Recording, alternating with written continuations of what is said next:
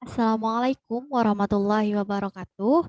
Perkenalkan nama saya Wahyuni Widi Lestari dengan NIM 2013130064 kelas B dari Prodi Ilmu Al-Quran dan Tafsir Fakultas Usuluddin Adab dan Dakwah dengan dosen pengampu Bapak Cecep Empum akan mempresentasikan mata kuliah ilmu mantik.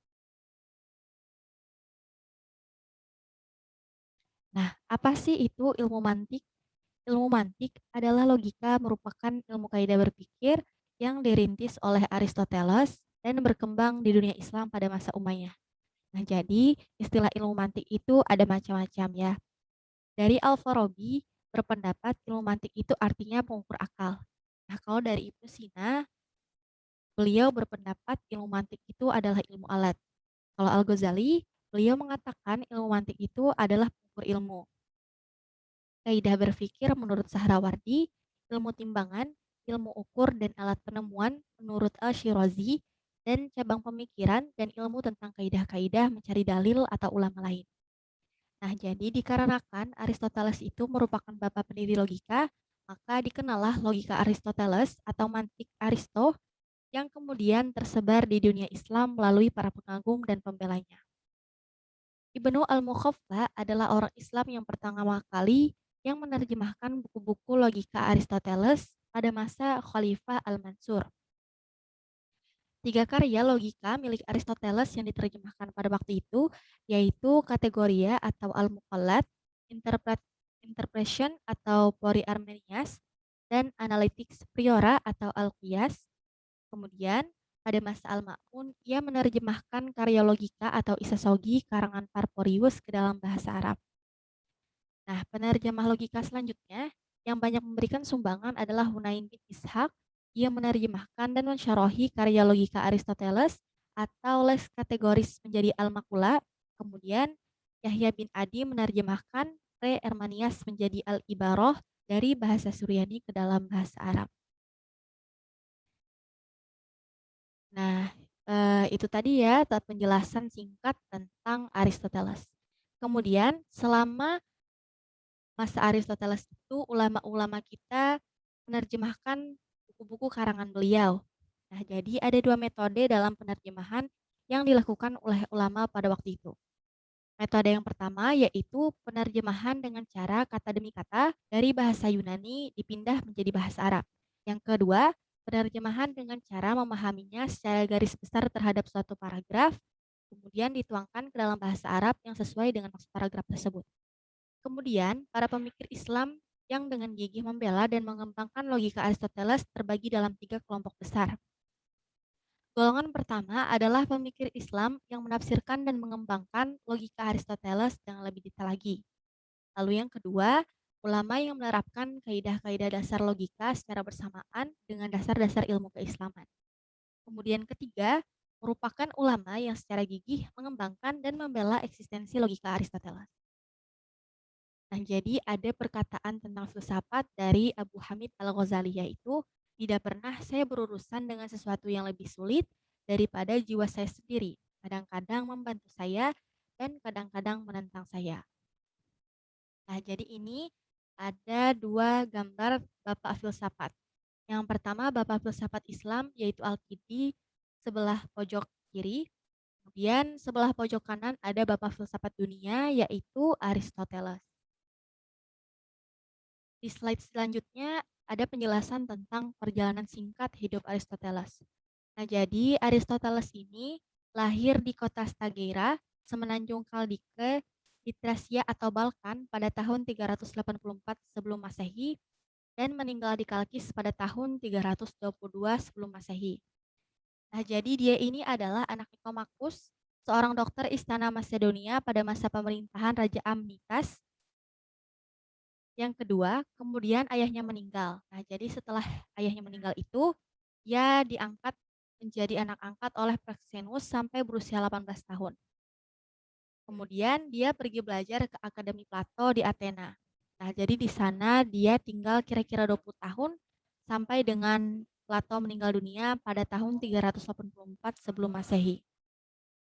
Nah, jadi pada waktu berada di akademi itu, Aristoteles itu menerbitkan beberapa karya dan juga mengajar anggota-anggota akademi yang lebih muda. Nah, selama Aristoteles membuat karyanya, ada dua sistematisasi pengelompokan karya-karya Aristoteles. Pengelompokan yang pertama yaitu pengelompokan karya yang didasarkan pada jenis karangan. Yang kedua yaitu pengelompokan karya yang didasarkan pada masa perjalanan hidupnya. Nah, untuk pengklasifikasian karya-karya yang berdasarkan jenis karangan, ada beberapa. Yang pertama yaitu karya-karya populer.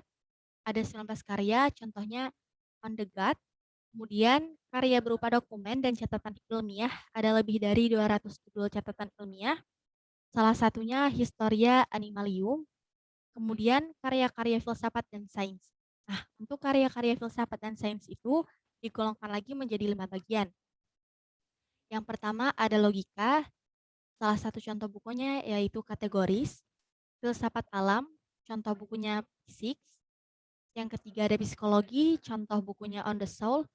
Yang keempat ada biologi, contoh bukunya On the Parts of Animal. Yang kelima ada filsafat dan contoh bukunya yaitu Magna Moralia. Nah, perkembangan intelektual berdasarkan karya-karya Aristoteles itu dibagi menjadi 3 periode.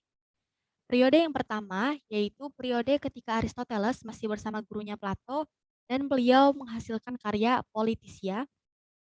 Kemudian beralih ke periode kedua yaitu periode ketika Aristoteles berada di Assos dan Mytilene, karyanya yaitu De Kaleo. Kemudian periode terakhir atau periode ketiga ketika Aristoteles berada di sekolah Lyceum pada tahun 335 sampai 322 sebelum Masehi dan menghasilkan karya Organon.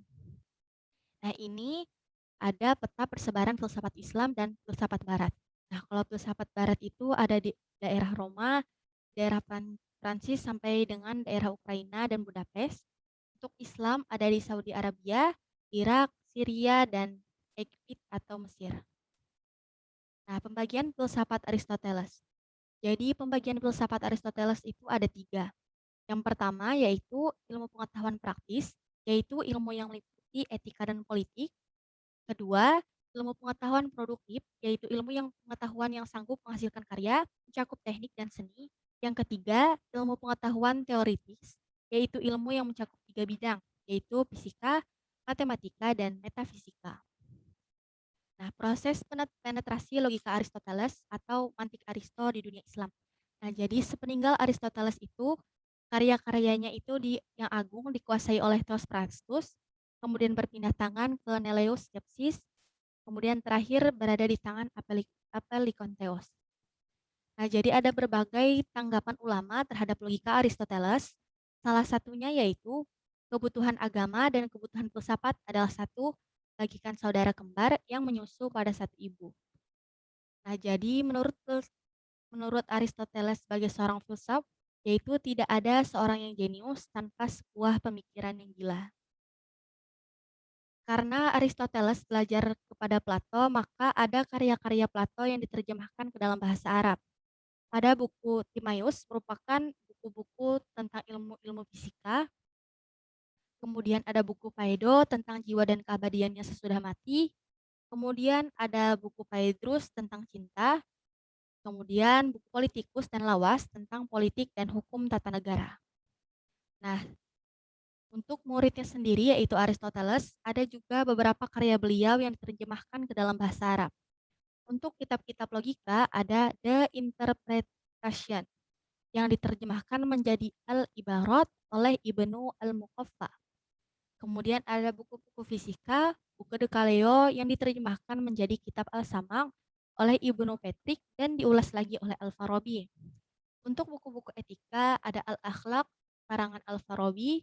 Kemudian buku metafisika adalah kitab Al-Huruf karangan Al-Farabi yang merupakan terjemahan bebas dan komentar atas metafisik Aristoteles.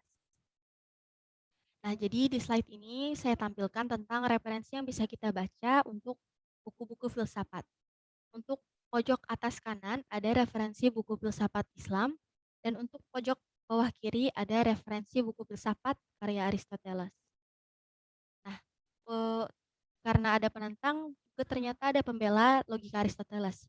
Para pembela logika Aristoteles yaitu Al-Farabi pada tahun 870 sampai 950, Ibnu Sina pada tahun 980 sampai 1037 Masehi, Al-Ghazali pada tahun 1059 sampai 1111 Masehi, Abu Al-Wahid Ibnu Rushd pada tahun 1126 sampai 1198 Masehi. Nah, karena ada pembela, maka ada penentang logika Aristoteles. Para penentang logika Aristoteles ini adalah yang pertama ada Taqi al-Din Ibnu Taimiyah pada tahun 728 Hijriah atau 1328 Masehi. Kemudian yang kedua ada Ibnu Qayyim al-Jauziyah pada tahun 751 Hijriah. Yang ketiga ada Al-Wazir al-San'ani pada tahun 840 Hijriah. Dan yang keempat ada Jalal al-Din al-Suyuti pada tahun 911 Hijriah. Nah, jadi apa sih manfaat kita belajar filsafat? Nah, manfaat dari belajar filsafat yang pertama adalah filsafat membantu kita memahami bahwa sesuatu tidak selalu tampak seperti apa adanya. Kemudian yang kedua, melihat sesuatu melalui kacamata yang lebih luas. Dan yang ketiga, membedakan argumen yang baik dan yang buruk. Nah, dan masih banyak lagi manfaat-manfaat dari kita belajar filsafat. Sebagai penutup, ada kata bijak dari Aristoteles yaitu, di dalam segala hal yang ada di alam semesta ini, sesungguhnya kita bisa melihat banyak keajaiban. Sekian dan terima kasih. Wassalamualaikum warahmatullahi wabarakatuh.